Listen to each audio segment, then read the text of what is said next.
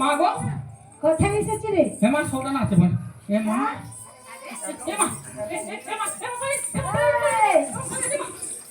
সেটা কি উঁচু দেখা যাচ্ছে মা?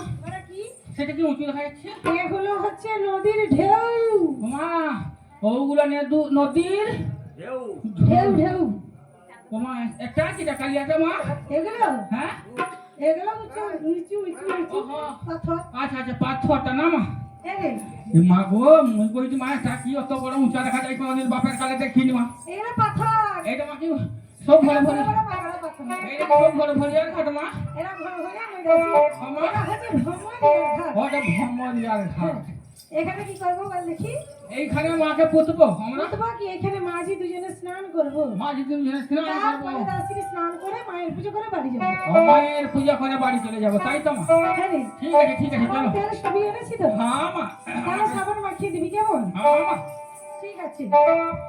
ওরা তেল মাখা মাখিয়ে দাসি, আল্লাহ হলুদ মাখা মাখিয়ে